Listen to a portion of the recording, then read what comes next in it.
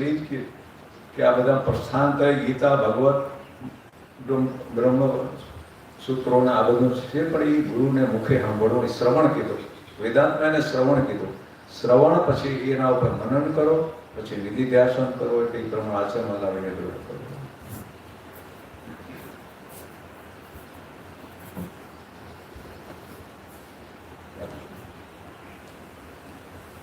તો આપણો આજે ત્રીજા દિવસનો અત્યારનો વિષય છે વિવેક ચૂડામણી. આ વેદાંતનો ગ્રંથ છે. આપણે તો છેલ્લા 3-4 સીડીથી આપણે ચાલે છે, મોટું ગ્રંથ છે.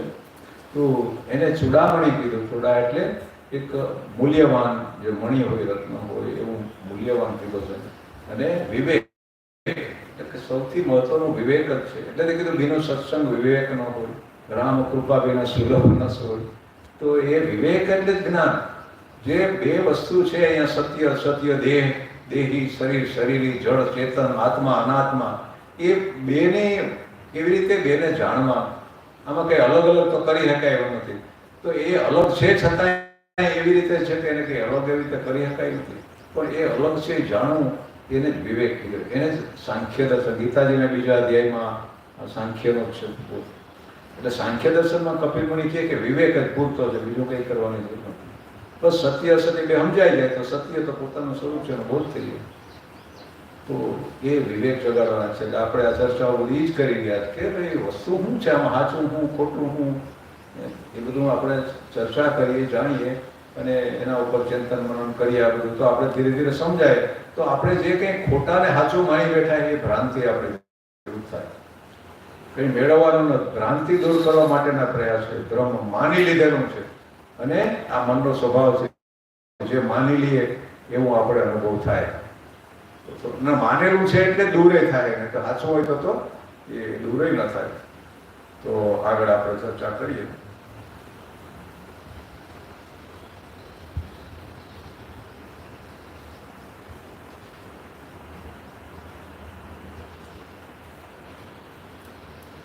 છ્યાસીમાં શ્લોકમાં ગઈકાલે આપણે જોયું કે ભાઈ આ સ્થૂળ દેહનું જે લાલન પાલનમાં રેચો પેચો રહીએ, જે મનુષ્ય આત્માનો સાક્ષાત્કાર ઈચ્છે છે, તે મગરને લાકડું માની તેને પકડી નદી તરવાની ઈચ્છા કરે છે. આવું કીધું. એક બાજુથી આપણે આ સંસારે છોડવો નથી ને પછી આપણે નદીને પારે જવું છે.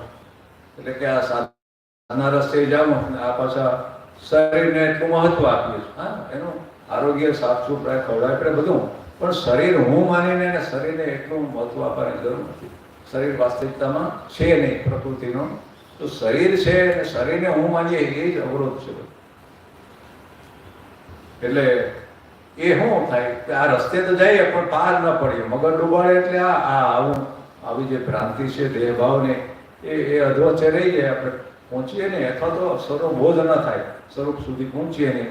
પહોંચવાનું નથી એક તો, પણ સમજાય નહીં, કે અધૂરું રહી જાય. એટલે કે અવિદ્યાગ્રસ્ત અજ્ઞાની માટે આ કટાક્ષ છે. સંતો ઘણીવાર થોડા કટાક્ષ રૂપે કે આપણને થોડીક અસર થાય એટલા માટે. તો તત્વાર્થે તો હું શરીર નથી, છતાં અજ્ઞાની કે જેણે શરીર સાથે તાદાત્મ્ય કરી હું દેહ છું એવો નિર્ણય કર્યો છે, તેવો જળ દેહમાં આત્મબુદ્ધિ રાખનારો કે નાશવંત શરીરને અવિનાશી આત્મા માનનારો કદાપી આત્મ સાક્ષાત્કાર ન કરી શકે. એ હજી શરીરને જ હું માને છે, આત્મા એટલે કે હું શરીર છું એવું માનતો હોય તો એ કોઈ દી સાક્ષાત્કાર ન થાય. એ જ તો મોટો અવરોધ છે. એ જ તો બધું અજ્ઞાનમાંથી એ પહેલું જ કાર્ય અજ્ઞાનનું આ છે. અહંકાર, અસ્મિતા એને કીધી, પણ દેહભાવ, હું દેહ શું, એ અજ્ઞાનમાંથી ઊભું થયું.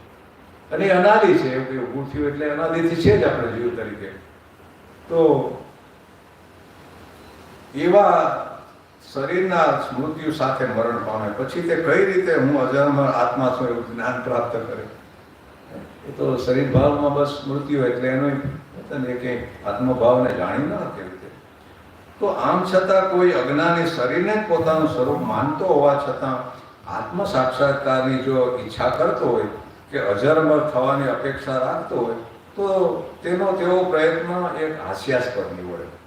હાસ્યાસ્પદ જ કહેવાય ને, એમ કે એ પોતાને હજી શરીર માને ને પછી હું અજર અમર થાઉં, આમાંથી મુક્ત થાઉં સંસારમાંથી, એવું એવું સમજણ એ તો આખી ઉલટી વાત છે બધી. એટલે જ કે જેટલો કોઈ મનુષ્ય નદી પાર કરવા માટે શક્તિશાળી મગરમચ્છને લાખનો સમય સમજી તેના પર સવાર થઈ નદીને પેલે પાર જવા માટે પ્રયત્ન કરતો હોય. આ ઉદાહરણ આપી હરખાવે કે મગર પીડ્યો હોય, ઘણી વાર મગર રીતે પીડ્યો કે લાકડા જેવો જ લાગે, પાણી પીડ્યો બહાર પીડ્યો, આમ તક મળતું ન હોય ને. તો એ કે મગરને લાકડું સમજી એને થી પાર કરવા, નદીને સામે પર જવાનો પ્રયાસ કરવા જેવું છે. આ તો દેહ બુદ્ધિ છે એને મગર આ રાખે. દેહ બુદ્ધિ છે એ તો આડી આવે, એ તો જીવ ભાવ છે ને. તો આપણે તો શિવ છે સ્વરૂપથી, જીવ એ શિવ જ છે. પણ પોતાને દેહમાંનું આ જ અજ્ઞાનને કારણે એને એટલે આપણે જીવ કહેવાના. તો એવી રીતે જે પ્રયાસ કરે એનું તો એક ઈચ્છાવાળો મૂંઢણું તો પાણીમાં પડતાની સાથે મગરમચ્છ કોળીઓ કરી જાય, એટલે કે એ પાછો દેહ ભાવમાં અને સંસારમાં ડૂબી જાય. સંસારોપી સમુદ્ર છે એમાં ડૂબી જાય એટલે પાર ન પડે ક્યાંય. પછી નદી પાર કરવાનો તો ક્યાં પ્રશ્ન રહ્યો. તો તેવી રીતે હું શરીર છું તેવી દેહાત્મ બુદ્ધિ રાખનારો જો દેહ શક્તિથી મુક્ત થયા વિના દેહના પોષણમાં જ રેચો પચો રહેવા છતાં, દેહના ભોગમાં વળાડું હોવા છતાંય જો આત્મ સાક્ષાત્કારને પંથે અવિદ્યા સાથે જો સંસાર સાગરમાં પડતું મૂકશે તો એ કોઈ દી પહોંચે નહીં સામે પાર. આવા અજ્ઞાન સાથે આવી ભ્રાંતિ સાથે જાય તો એમાં પાર ક્યાંથી પડે? અને ન પહોંચે પેલે પાર કે નહીં પકડી શકે પાછો કિનારો, એટલે એ સૌ સંસારમાં જ રહીએ. તો વિવેકી પુરુષે દેહ આસક્તિ છોડી તેમાં રહેલો અહંભાવ મમભાવ તોડી અવિદ્યાનું શરણ ત્યાગી બ્રહ્મ વિદ્યાનું શરણ સ્વીકારવું જોઈએ. આ વિવેક.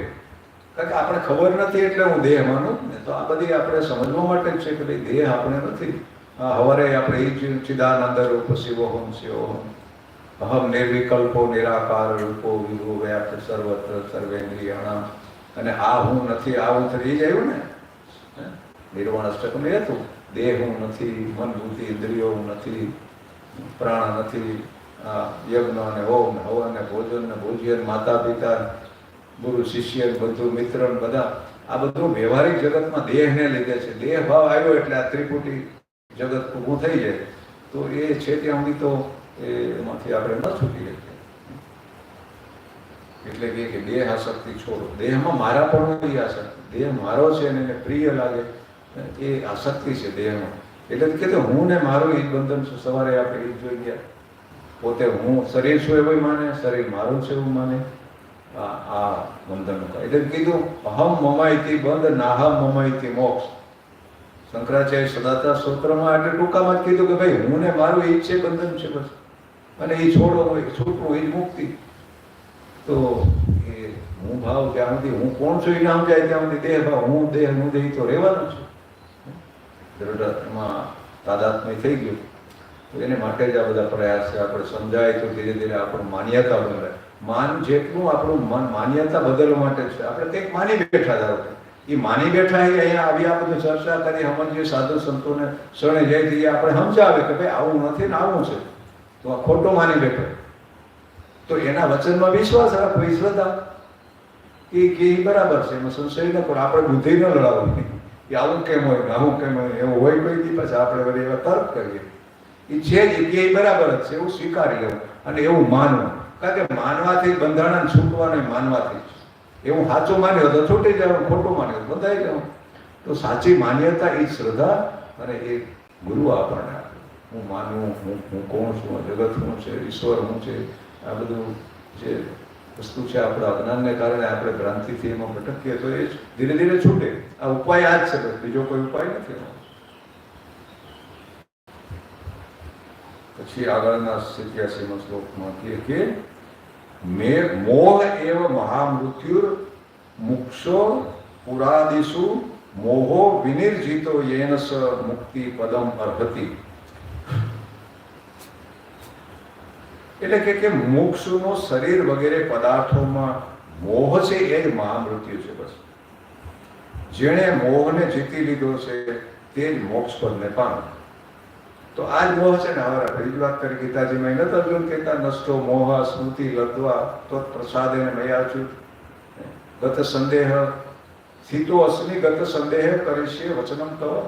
આખી ગીતા સંભળાવી મોહ દૂર કરવા. અર્જુન છેલ્લે એ કીધું કે હવે મારો મોહ ગયો ભગવાન તમારી કૃપાથી, હવે હું મારી સંશય ભ્રમણા વહી ગઈ.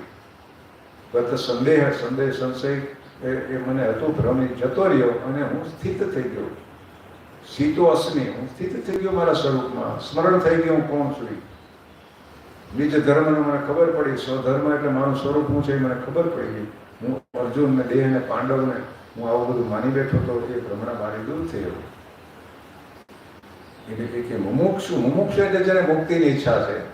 અને વેદાંતમાં તો 4 મુખ્ય એ સાધન ચતુષ્ટય: વિવેક, વૈરાગ્ય, સત્સંપત્તિ, મુમુક્ષુત્વ.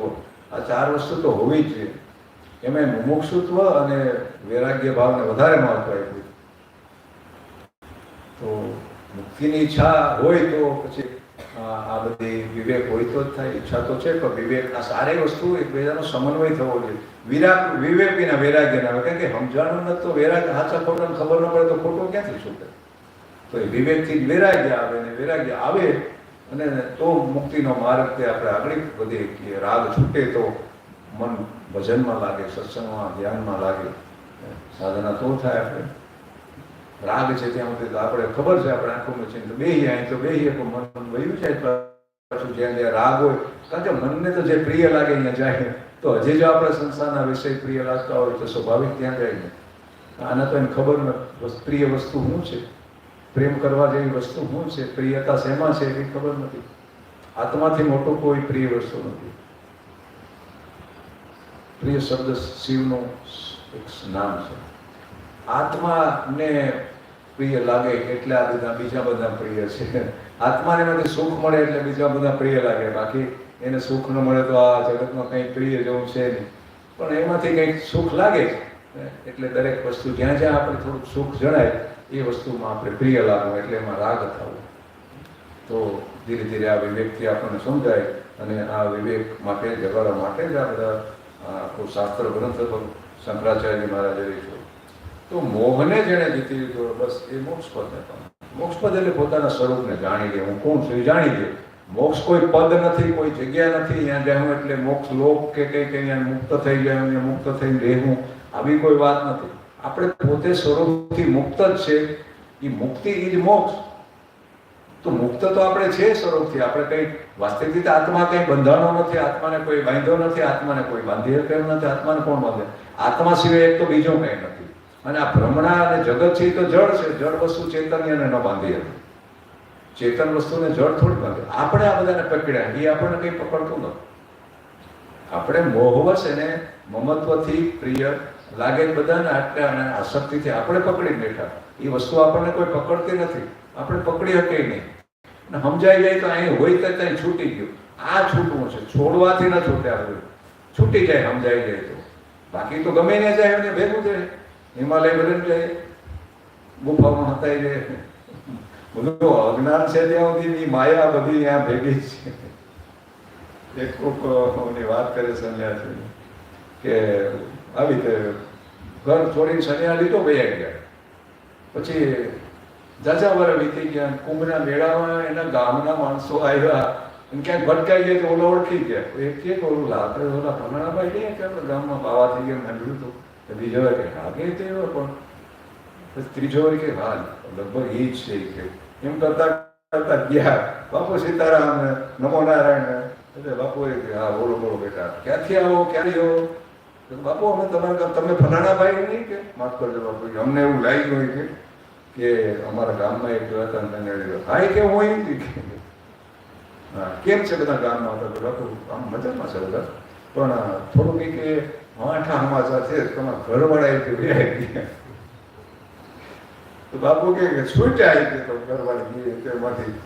તો એનો મતલબ એમ કે હજી છૂટી નહોતી ઘરવાળી, ન્યાય 30 વર્ષ થઈ ગયા કોઈ. તો મનમાં છે આ તો. જ્યાં સુધી અજ્ઞાન છે ત્યાં સુધી સંસાર ભાગ્યથી નહીં તો ક્યાં જાય? જ્યાં આ ઉપયોગિતા છે. તમે પ્રવૃત્તિમાંથી છૂટીને નિવૃત્તિ માટે આ સહાયક બને આશ્રમો અને કે એવી જગ્યાએ આપણે અનુકૂળ વાતાવરણમાં રાખે એમાં સહાયક બને, પણ એટલા માત્રથી તો ન થાય.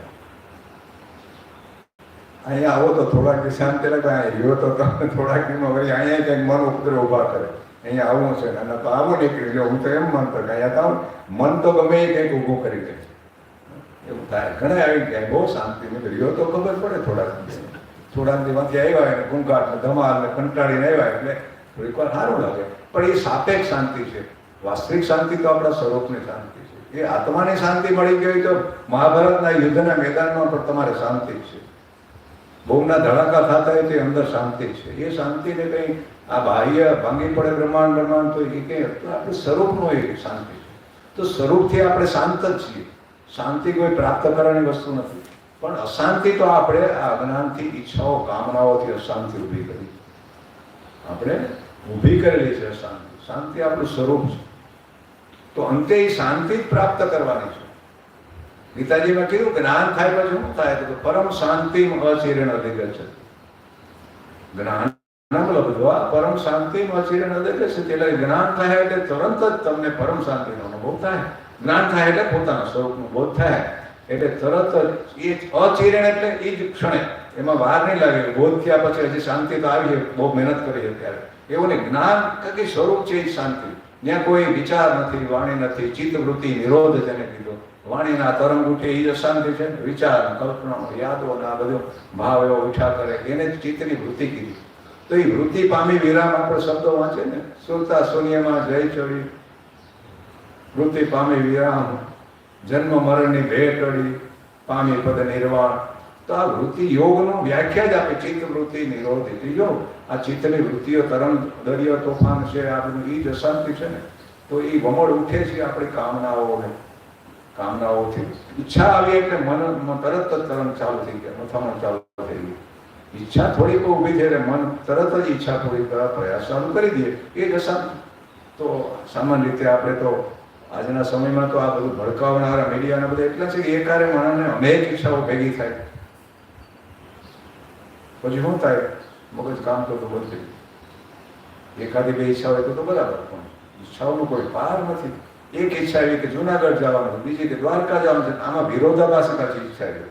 એક આમ ખેંચીને લઈ જાય, બીજી આમ ખેંચીને. માણસ આજે નથી કહેતા ઘણા કે મુકાઈ ગયા જેવું છે. કારણ સ્ટ્રેસ, ટેન્શન, આપણે કહીએ કંટાળા, એટલા તાણમાં રહીએ છીએ એને લીધે અનેક વ્યાધિઓ આજે ઊભી થઈ ગઈ.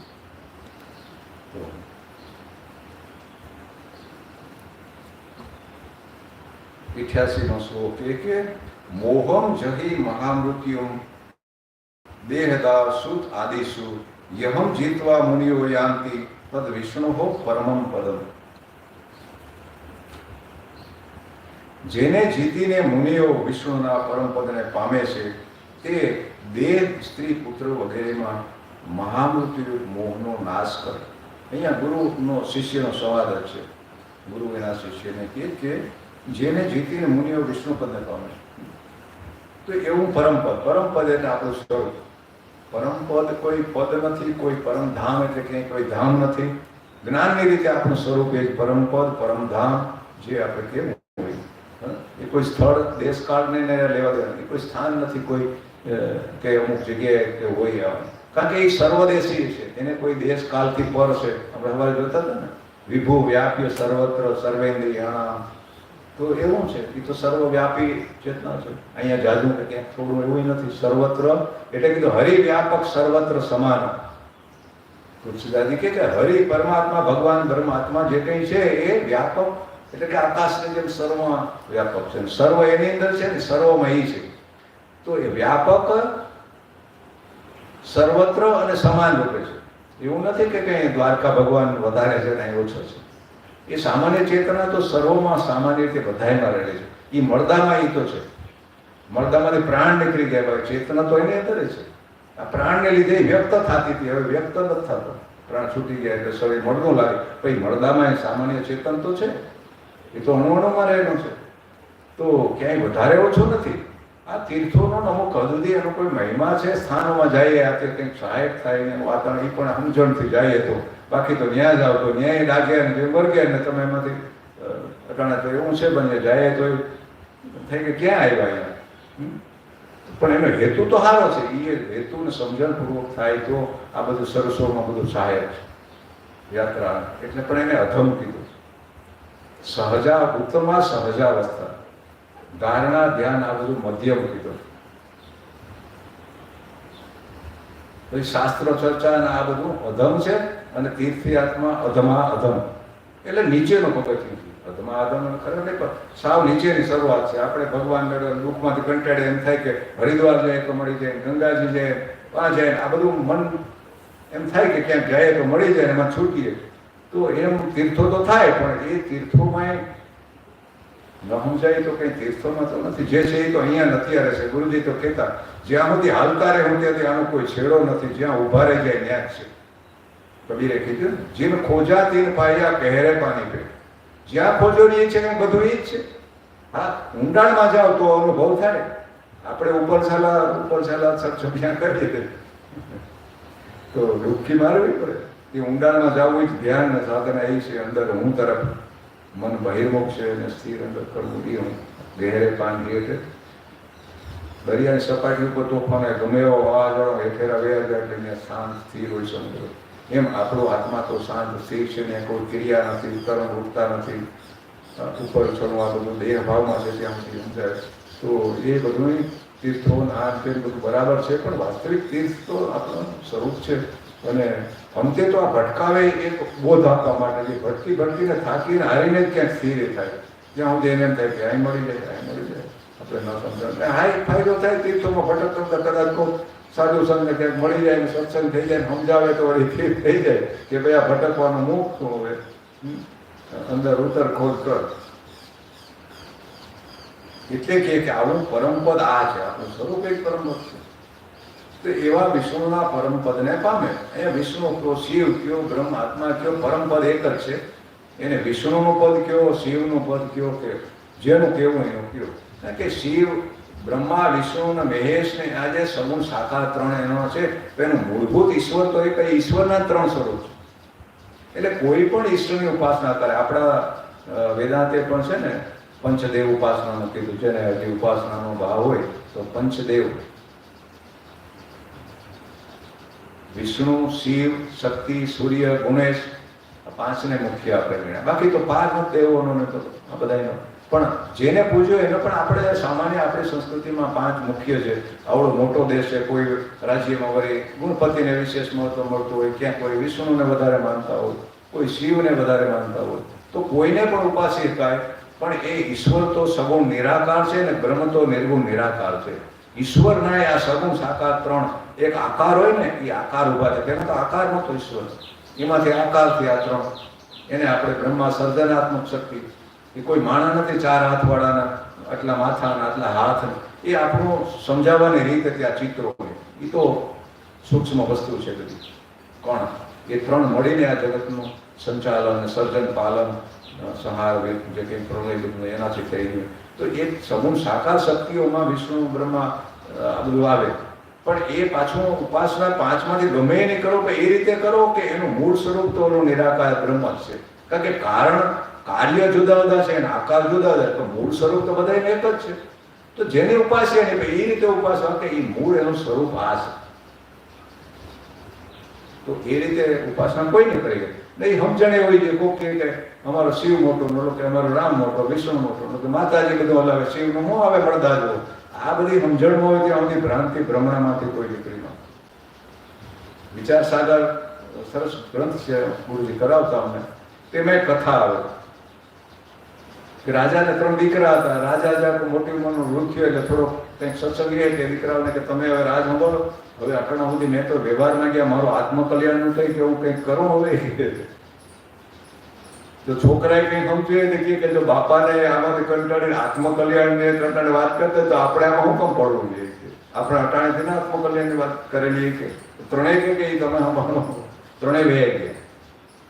તો આ ત્રણેય દીકરાનો સ્ટોરી લાંબો જ પડે. એમાંથી બે તો આવ્યા ને પાછા. એક કંઈક થોડો કનિષ્ઠ હતો, એ આવ્યો. એને થયું કે હું મારા બાપાને આપું ને, પાછો જાઓ ને મારા બાપને થોડુંક કે આ મને મળ્યું નહીં એનું પીરસું. ત્યાં જઈને બાપાને કીધું એ કે આ બધું મૂકો, રાજપાટ એક દી જવાનું છે, આ કરો. ભગવાન કે બેટા મારે કરવું છે. મારે કરવું છે કે મેં મહાત્માને બોલાવ્યા હતા, સભા ભરી દીધી, બધાને બોલાવ્યા કે મારે કરવું તો ખરી, મારે શું કરવું, ક્યાં ભગવાનને ઉપાસન શું કરવું? તો કે એ તો બાયધા અંદર એક કે અમારો વિષ્ણુ જ સર્વસ્વ છે. વિષ્ણુથી તો સત્તા જળવાઈ રહી છે. તમારો શિવ તો અઘોરે છે કે સંસારનો પેઢી તો ઓલા કે શિવ જ સર્વસ્વ છે. વિષ્ણુ અને બ્રહ્માંડ તો એમાં જ ઉત્પન્ન થયા કે મહેશ વિષ્ણુ એ કારણ શરીર છે, કારણમાંથી સૂક્ષ્મ શરીર વિષ્ણુ ઉત્પન્ન થયા, અને વિષ્ણુની નાભીમાંથી આ સ્થૂળ શરીર બ્રહ્મા સ્થૂળ જગત ઉત્પન્ન થયું. એટલે એ રીતે તો શિવમાંથી આ બે પ્રગટ થયા કહેવાય. તો આમ ઝઘડા ઓલા કે માતાજી કરે કે સંહાર મહાકાલી માથાના શિવ તો મરદાન જેમ કહ્યું એમ આ બાજુ કે સૂર્ય તમારે કોઈ દેખાય બાબા, અમારો સૂર્ય પ્રગટ દેખાય કે અમે જરી. તો આ ન સમજાય તો આપણે આ બધી એટલે ક્યાંક માર્ગદર્શન મળે કરવું હોય તો નહીં તો આમાં આટા ફેરવા એક તો સમય થોડો છે ને આમાં અટવાઈ જાય તો આમાં વયા જાવ. ખબર પડી જાય તો જોડા આ જન્મમાં થોડા કાયલા 2 ડગના પણ કંઈક એ બાજુ તો આવેલા. દ્વારકાનો રસ્તો મળી ગયો, ભલે મોડું થઈ ગયું પણ રસ્તો તો મળી ગયો તો ધીરે ધીરે હાલતું. ભૂખ્યું તો ખરે બાકી આમાં ભટકવામાં તો ખબર નથી કે દ્વારકા કઈ બાજુ, કાં તો જુનાગઢમાં પકડી ગયા, કાં ગોળ ગોળ આટા મારીને આપણું જીવન રહ્યું છે. તો પરમપદ તો આ છે, એટલે કે એ સ્ત્રી પુત્ર વગેરેમાં આ મહામૃત્યુ મોહનો તું નાશ કરા. પરમપદનો નિજ ધર્મ નિજ્યા ધર્મ હમણાં વાત કરી, એ એનો મહિમા મોટો છે. તો એની વાત છે. આપણે અત્રે દેહ કે શરીર તો અનેક પ્રકારના મોહનું પ્રતીક માત્ર છે. જેમ અજ્ઞાનીને પોતાના શરીરમાં રાગ આસક્તિ મોહ જન્મે અને માટે તે શરીરમાં અહમભાવ અને મમભાવ કરે, એટલે કે હું શરીર છું, શરીર મારું છે. ઘણી વાર આપણે શરીરને હું કરતા હોય પાછળ કે આજ મારા શરીરને આમ છે, મારા શરીરમાં આમ થઈ ગયું, મારા શરીરને આમ થઈ ગયું. શરીર હું ને વરે ક્યારેક ક્યારેક મારું શરીર કરીએ તો વિચારવું છે કે આમ હું કોણ ને મારું કોણ. હંમેશા હું અને મારું અલગ હોય. મારું કોઈ દી હું ન હોય, હું ને મારું અલગ હોય. મારું શરીર છે તો હું શરીર ન હોય, મારું ઘર તો હું થોડો ઘર છું, મારા કપડાં તો કે કપડાં છું, એમાં આ શરીર એ કપડાં જેવું છે. તો મારું ખરું પણ હું નહીં. અંતે કંઈ મારું નથી, કારણ કે આત્માને નાતે તો કંઈ હગાઈ નથી, શરીર નથી, બધું કલ્પના છે. પણ વ્યવહારિક રીતે જોઈએ તો શરીર મારું છે ત્યાં સુધી માનીએ એનો વાંધો નહીં, પણ શરીર હું છું એ માનવું મોટી ભૂલ છે. આપણે તો ઉલટું માનીએ, એટલે કે મરી જાય તો કઈ વરે ત્યાં તો પડગાવે દીધે બધા નાખે છે. એટલે એ એમ માને કે આ શરીર મરી જાય એ મારું મરી જાય, પછી શું કે જીવ નીકળી જાય એટલે આપણે તો હળગાવી દે ત્યાં પછી આમ કરીએ તેમ. ઘણી વાર સામાન્ય માણસ વાતો કરતા હોય જીવ કંઈક બીજો છે અને પોતે શરીર છે. આ બ્રહ્મ એટલે જ ભય લાગે, પોતાનું અસ્તિત્વ નહીં રહે એનો ભય છે બધાને. અને પાછા સ્મશાને મૂકવા જાય જોવે બધાને કે શરીર હું હોય તો શરીર તો એને મરી ગયું, નડકાવી નાખ્યું, એનો મતલબ કે પૂરું થઈ ગયું. હકીકતમાં તો એમ માનવું જોઈએ કે હું જીવ છું. આ શરીર છોડીને વયો જાય પછી શરીરને હળગાવે કે કૂતરા ખાય કે જંગલમાં હળી જાય, શું ફરક પડે? માટી ભેગી માટી થઈ ગઈ, પંચમહાભૂતનું બનેલું વહી ગયું.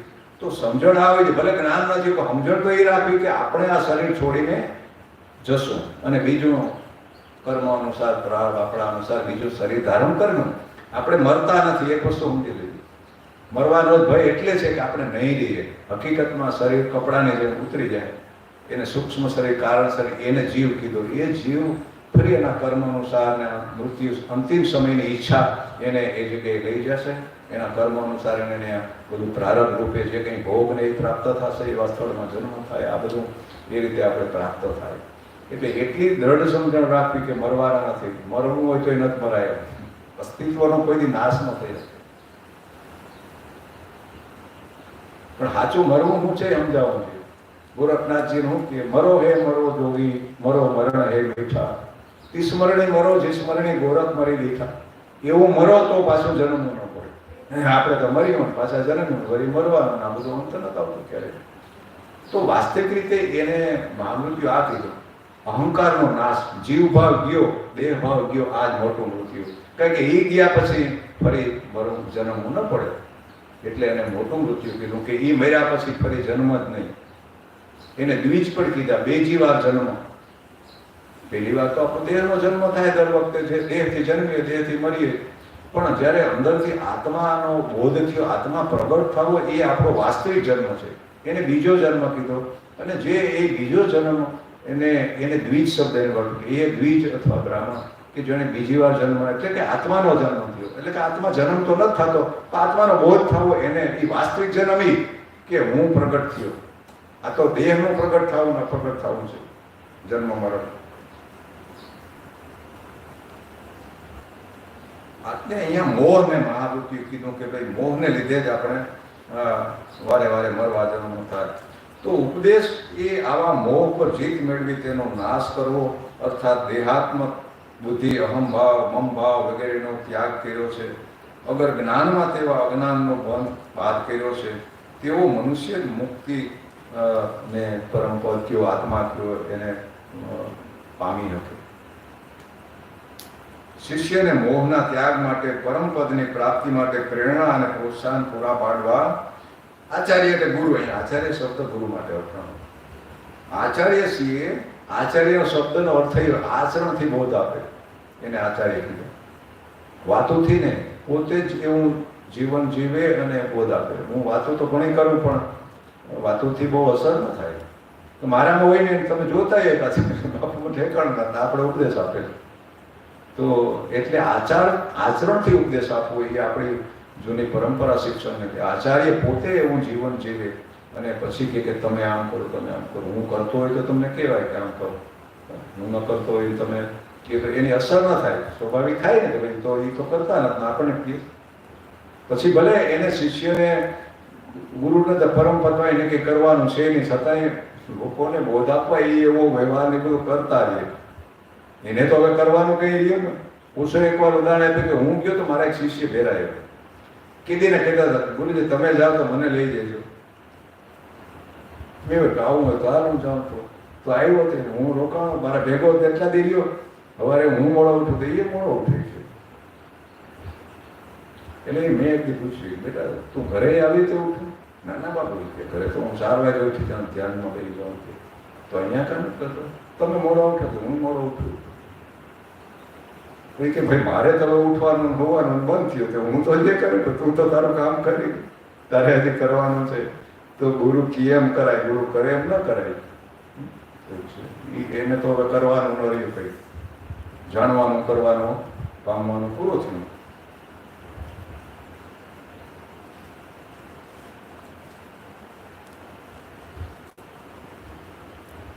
એટલે કે પૂર્વે અનેક ઋષિ મુનિઓએ મોહ પર વિજય મેળવીને જ ભગવાન વિષ્ણુના પરમપદની પ્રાપ્તિ કરી. માટે તારા જેવા શ્રેય અર્થી, એટલે કે જેને શ્રેય જોઈએ છે. શ્રેય અને પ્રેય બે શબ્દ છે. શ્રેય એટલે કલ્યાણ, પ્રેય એટલે ભોગ. પરમાત્માને રસ્તે જવું એને શ્રેય માર્ગ કહેવાય, અને અધોગતિમાં સંસાર તરફ જવું એને પ્રેય માર્ગ.